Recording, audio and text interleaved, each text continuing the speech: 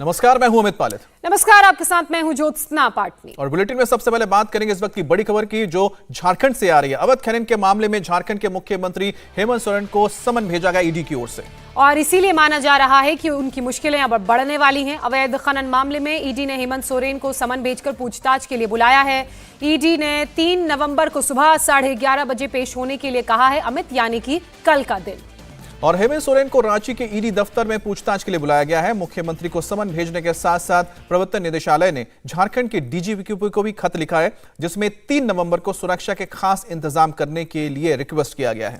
बताया यह जा रहा है कि हेमंत सोरेन से यह पूछताछ जेएमएम नेता और उनके करीबी पंकज मिश्रा को लेकर होगी, क्योंकि पंकज मिश्रा के पास से ईडी को हेमंत सोरेन के ब्लैंक चेक और पासबुक मिले थे। इसके अलावा निलंबित आईएएस अधिकारी पूजा सिंघल को लेकर भी पूछताछ संभव है। और साथ ही हेमंत सोरेन के एक और करीबी प्रेम प्रकाश के घर से भी AK-47 मिले थे, जिसके बारे में सवाल जवाब किया जाएगा। तो आपको बता दें कि इस वक्त हेमंत सोरेन के लिए काफी मुश्किलें बढ़ सकती हैं, क्योंकि अवैध खनन के मामले में पहले ही कई गिरफ्तारियां हो चुकी हैं। ऐसे में जब पूछताछ होगी हेमंत सोरेन से, तो आगे का मामला और सामने आएगा। अभय पराशर हमारे सहयोगी इस वक्त हमारे साथ जुड़ चुके हैं। अभय, एक नहीं बल्कि कई ऐसे मामले हैं जिनको लेकर हेमंत सोरेन से पूछताछ होगी, विस्तार से बताइए।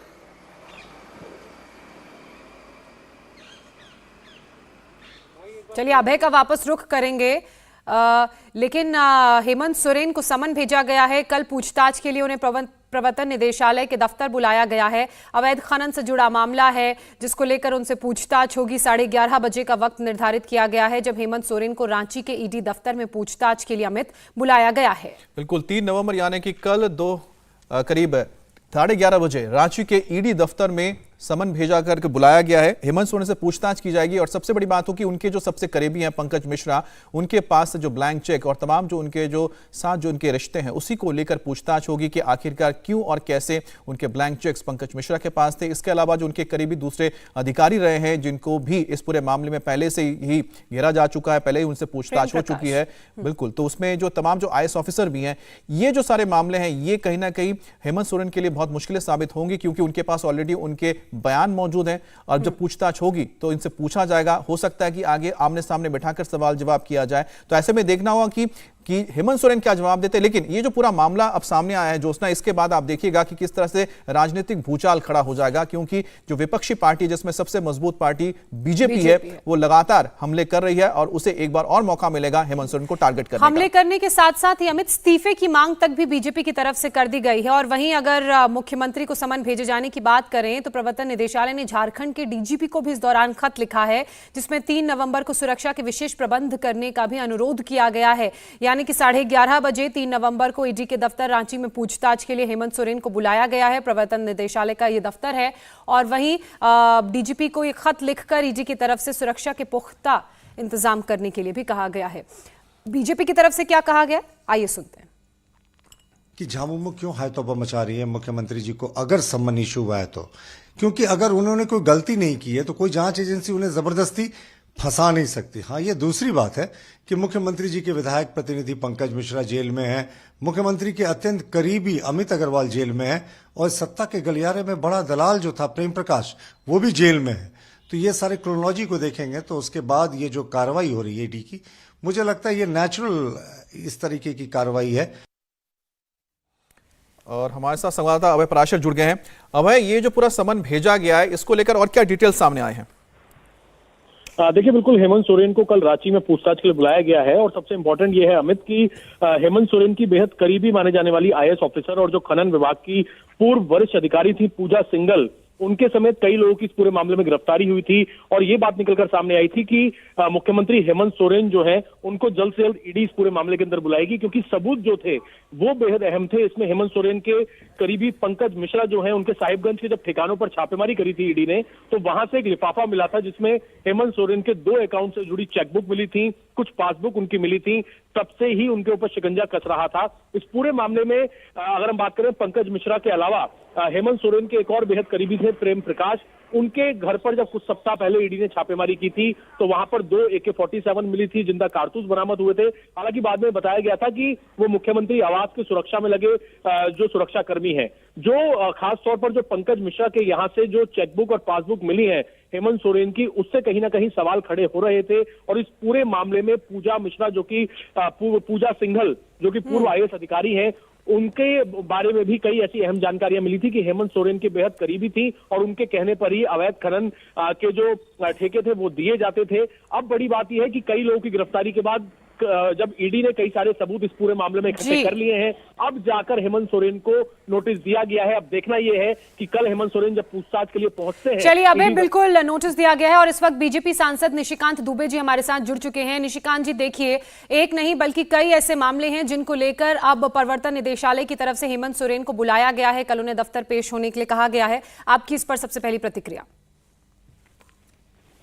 देखिए, जो झारखंड की स्थितियां पिछले 2-2.5 साल से डेवलप हुई थी और जिस तरह का करप्शन, खुलेआम करप्शन चल रहा था, आप समझिए कि 8-8 करोड़ रुपया लोग कैश ट्रांजैक्शन में जमा कर रहे थे, कैश पकड़ाया जा रहा था, 20-22 करोड़ रुपया कैश पकड़ाया जा रहा था, बैंकों में जो है कम से कम 40 करोड़ रुपया कैश जमा किया गया और 1000 करोड़ से ऊपर जो है ये पैसा सेल कंपनी के माध्यम से विदेश भेज दिया गया।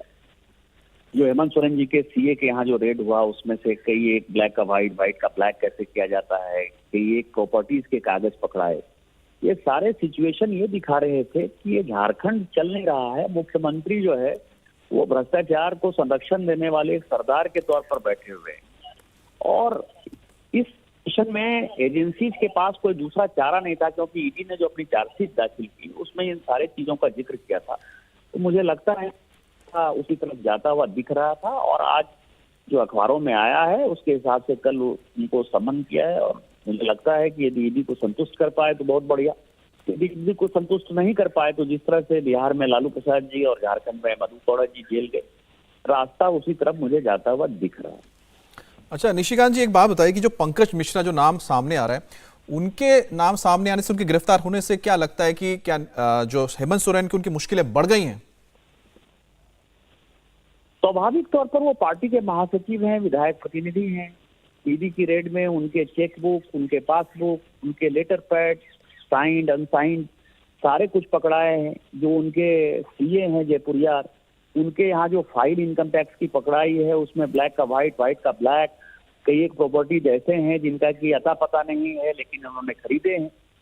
तो मुश्किलें तो बढ़नी ही थी ना, और उसको आज तक उन्होंने पार्टी से नहीं निकाला, अपने विधायक प्रतिनिधि से नहीं हटाया, जेल में रहकर वो अधिकारियों को धमका रहा है, उसके ऊपर FIR नहीं किया जी। तो मुश्किलें नहीं बढ़ी, मुश्किल वो खुद बढ़ा रहे हैं और ये दिखा रहे हैं कि जो मर्जी आप करते रहो, कुछ भी करते रहो, हम मालिक हैं, हम राजा हैं, हम मुख्यमंत्री हैं, हम भ्रष्टाचार करते रहेंगे, हम दलाल भ्रष्टाचारियों को समर्थन देते रहेंगे, आप मेरा कुछ नहीं बिगाड़ सकते। ये चैलेंज है एक भारत के संविधान पर, भारत के कानून पर। चलिए निशिकांत जी, हमारे साथ जुड़ने के लिए बहुत शुक्रिया। तो बीजेपी सांसद निशिकांत दुबे को आपने सुना, उन्होंने कहा कि किस तरह से पार्टी के अंदर भ्रष्टाचार हो रहा है। इसी बीच झारखंड मुक्ति मोर्चा का भी रिएक्शन इस पूरे मामले पर सामने आया है, आपको सुनाते हैं। क्या जो आरोप या जो जानकारी लेने के लिए बुलाया जा रहा है वो विधि सम्मत है? अगर वैसा होता तब तो मुझे लगता है कि देश के प्रधानमंत्री तक को सम्मन हो जाना चाहिए। कई एक मामले, कई एक आरोप लगे हैं उन पर भी, तो बदले की भावना दिखती है। जो राजनीतिक विरोधी हैं, जो केंद्र में सत्तासीन हैं, उनके इशारे पर इस तरह की कार्रवाई होती है। और ये झारखंड ही नहीं, पूरे राष्ट्रीय स्तर पर ये बातें हैं।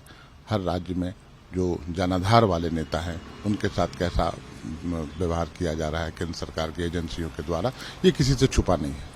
इंडिया टीवी हर वक्त हर जगह डाउनलोड करने के लिए सर्च करें India TV news Google play store या ऐप स्टोर पर।